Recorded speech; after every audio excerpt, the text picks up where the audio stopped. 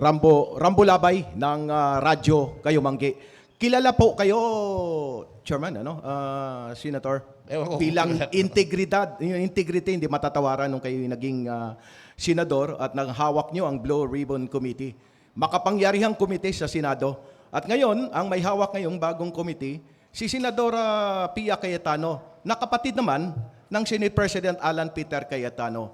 Sa tingin nyo, papaano mabalanse ito? Kilala naman parehong makapangyarihan sa Senado yung Blue Ribbon Committee at kilala nyo rin, naging kasama nyo rin senador, si pareho, magkapatid na Cayetano. Paano hahawakan nila na at least yung integridad ng Senado at integridad nila hindi mababaliwala? Tandaan lang nila yung integridad ng Senado at integridad nila. Dahil sila Pia, hinawakan na nila yung Blue Ribbon. Si Alan Peter, hinawakan na rin niya yung Blue Ribbon. Tingnan nyo ano nangyari. Ako, 12 years ako. Hindi ko hinihingi yan, ha?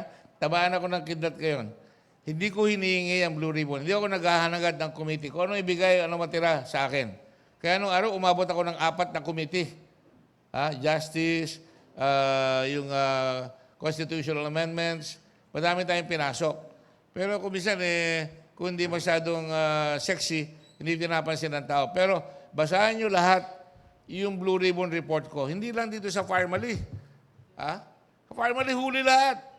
At hindi ko hinihila yung renda. Takbo ka.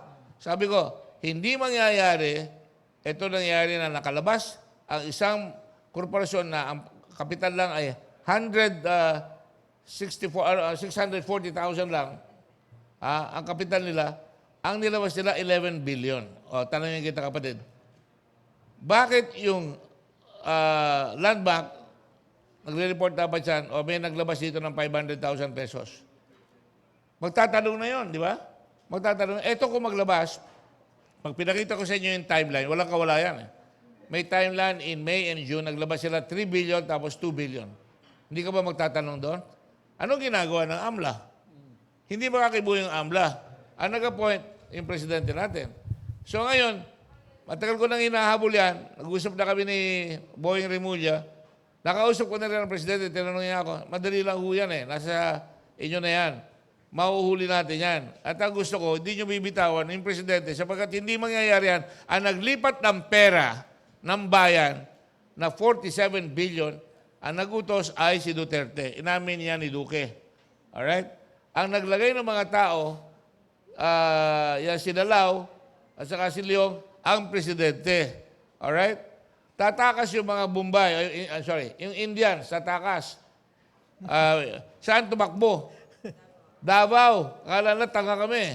Paglabas nila doon sa airport, huwag yung huli doon sa airport. Ayan yung payagan ng mga tiga Davao na autoridad na pinayagan na makalabas. Merong chartered plane Nung nakalabas na sila, huli. Paano nila magagawa yun? Napakalakas ang loob nila, kapatid, na makakapunta sila doon. Pero nung sinabit ko yung report, nakalagay lahat ito, dapat ang parusahan. Wala, hindi pinirman. Akala nila, alam nyo, kahit na ngayon, yung under oath lahat yan. Partner, under oath lahat yan. So you can cross-examine him. Ito sinabi mo, nung nasa Blue Ribbon. Patunayan mo yan, tanggihan mo yan, di ba?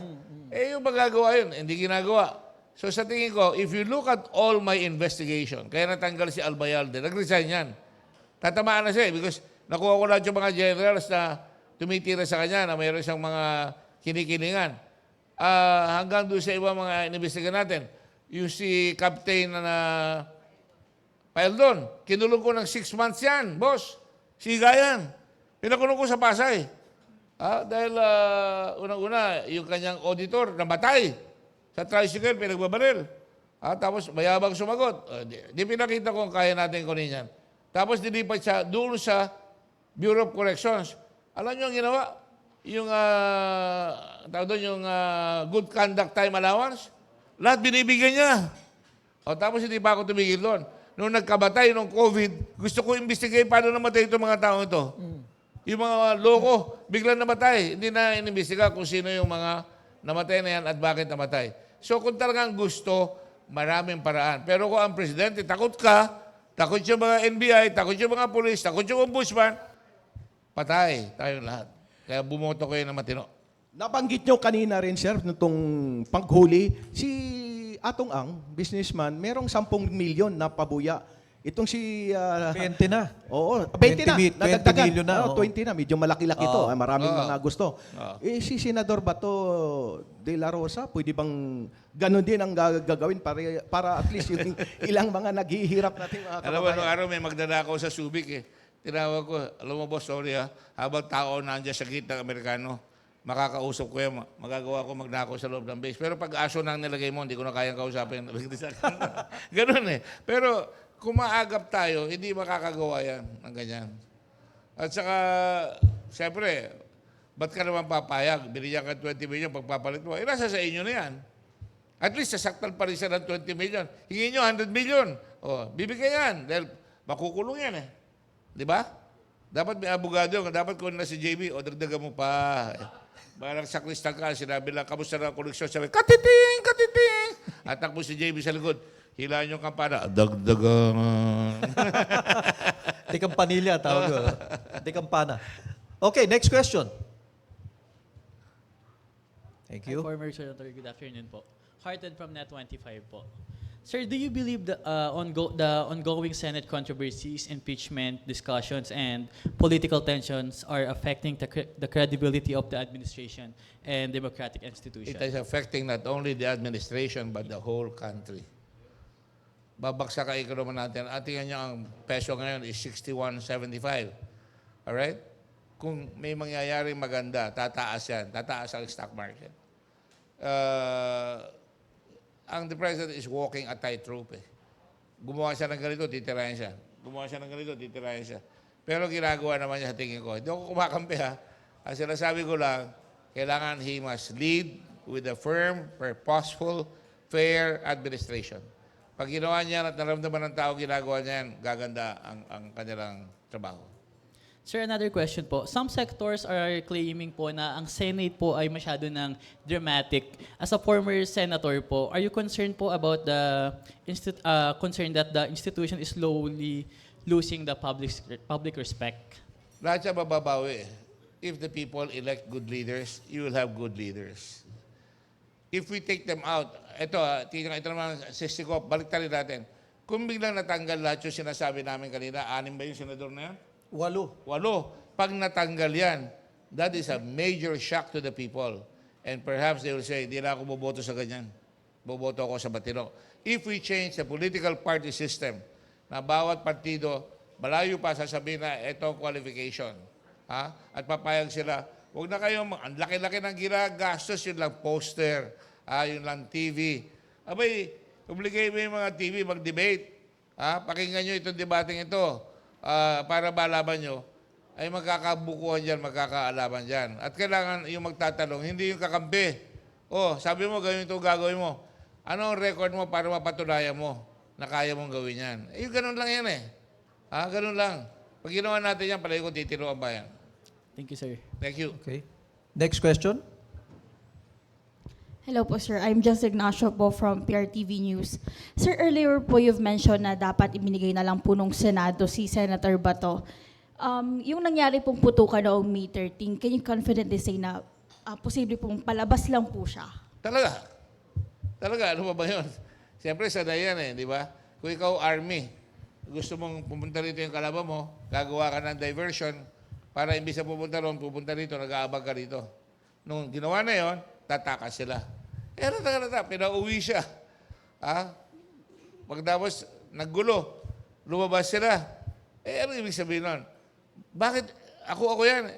Uy, tinawag niya ba yung Pasay? Abangan nyo na yung kotse yan. At ba't hindi hinabol? Alam niyo ba kung ilan ang pulis doon ng araw? 1,200 data yung pulis na nasa labas eh.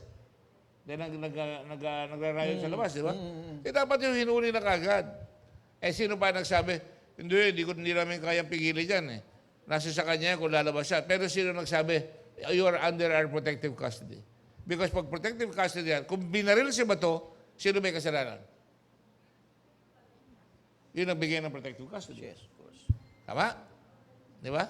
Hinayaan lang nila eh. Ang nakakalungkot nga, nag-iiyakan pa kahapon doon sa Senado. Tama yung sagot ni Ping eh. Ipapakala ko namin tatawagan nagkakainan kayo dyan, nagkakape Oo. kayo dyan. Mali naman yun Ibang niloloko na ang tao talaga. Kaya lalabas na yan Tuloy-tuloy na yan. Hindi mo na mapipigil ang agos na pagdududa. Hindi na pagdududa yan. Made up na mind ng tao. Kaya kita nyo yung mga kaklase na mismo. Hoy, bumaba ka na dyan. Hindi ka na sumusunod sa batas. At yung natutuhan natin sa Ateneo o sa UP, hindi mo na sinusunod. And sir, since from that event nung nangyari nung May 13 yung putukan, and the following days marami pa pong nangyari. And yung sabi nga po, the Senate has become dramatic na, no? Where do you think this will fall place na po sa tingin ninyo? Where it will lead? What is the question? When will it? Where will it lead na po sa tingin ninyo? Ay, Ano na po sa tingin ninyo yung Nung ako Blue Ribbon, hindi tumitigil Hinahabol ko lang hinahabol Kaya meron lumalabas palagi. And don't care how it ends or where will it end because hindi mo malalaman yan. May lalabas at lalabas pagka iniimbestiga mo dyan. And talagang, ang tanong mo, marami kailangan dapat ipaliwanag sila kay Tano. Well, imagine, pinabalik mo, alam mo pala na ando, alam mo pala kung saan tatawagin. Sinusweldo ng bayan niya, pati yung mga kamag-anak. Tapos biglang dadating tapos sasabihin mo, sige, pwede ka nang Siya pala nagtatago Oo. Di ba? Ang sa batas ngayon, he's a fugitive. Any help you give to Bato, kasama ka, aiding and abetting yan. Oh. Thank you po. Thank you. Okay, thank you very much. I think we've reached the end of our program today. Wala nang question Ito na, last question ko na lang kay Senator and for his closing remark. Are you Dick, Senator Dick, would you like to step up with what's happening in the country today? Do you have any plans of stepping up? Lumabang ka ulit, Presidente? To lead us out of this rut. You know, I go where I make a difference. That's why panata ko yan wala akong plano ngayon. Napatin ko na kayo. Araw-araw, yan ang mga EA ko, yan ang mga kaibigan ko. Pag pumunta ako sa patay, pumunta ako sa party, pumunta ako saan. We need you back in the Senate. Sabihin lang gano'n. Tumakbo ka. Di naman ako, pagpasalamat ako dahil may naniniwala sa akin. But, hindi ako natatakot sa panalo o talo Ang tinitingnan ko, kaya ba ng tao talaga na sa eleksyon maghanap na sila ng taba? Because kahit na malakas ako, kung sasamahan naman niyo ako ng mga hilaw, di wala rin, di ba? Kailangan, alam niyo, ito sabihin ko sa iyo, patapos tayo What is happening in our country today is a game changer. You want question pa? Go ahead. Sige. Okay, go ahead, Nawala na ang kredibilidad ng Senado. Ano ngayon ang plano ni Richard Goldon para sa 2028? Ayun na nga ang tinatanong ko Nagot ko na nga Kung lalaban na Presidente Hindi, pero talaga, isipin nyo. Nakuha ko doon sinasabi ko, we have to make sure that we maintain this game-changing event. Hindi kasalanan ng Senado yan. Kasalanan ng ilang senador na dapat nang hindi pagbigyan sa susunod na eleksyon. Kasalanan mortal yan Hindi kayo, ako, nung binenta ko yung Subic, talagang pinagbabalaki ko. Tingnan nyo yung mga tao namin dito sa Subic. Tinabaan niya ng pila. Pakinggan nyo maigi sinasabi ko. Pumutok ang pinatubo, durog lahat yan. Nagtatrabaho lahat sa basean. Yung kanilang palayok na kinakainan, nabasag. Tapos, sinibak pa nila yung base. Wala na kaming kukunan ng hanap buhay. Ano nangyari sa Clark Field? Nilimas, ninakaw, right? Tatandaan nyo. Pero dito, ang nagbantay, tao mismo. Sila nag-volunteer. Walang nawala. Kaya kako, pag pumunta kayo dyan, tapat ang mga tao dyan, yayaman kayo. Wala pang 2 taon, we had 200,000 jobs. We had $3 billion worth of investment. Ang problema, pagka pumalik-palilitan ka na, nagpapalit sila, wala nang consistency. Wala nang continuity. So, yun ang problema natin. Hindi makukuha sa isang dagok yan. Pag nagpalit tayo, dapat kaya sila sabi ko, may partido. Yung mga partido, yun ang nagsasabi, huwag kang aalis sa adikain natin. Tatanggalin ka namin pag umalis ka dyan. Tignan kay Trump kayo, no? Republican saka Democrat, di ba? bukang babalik ang Republican dahil humina si Trump. I'm not sure about that. But the point is, ang mga tao alam kung saan nakapwesto yung kanilang mga deputado. Kaya dapat malino sa ato. Kaya kayo, ako, dati ako media, Channel 5 ako dati. Tungkulin natin at sabihin sa kanila kung ano ang mga issue na dapat gawin. Hindi yung may init. Ano ba, isa pa nainis ako. Ewan ko, hindi ko pa nababasa yung kung eh.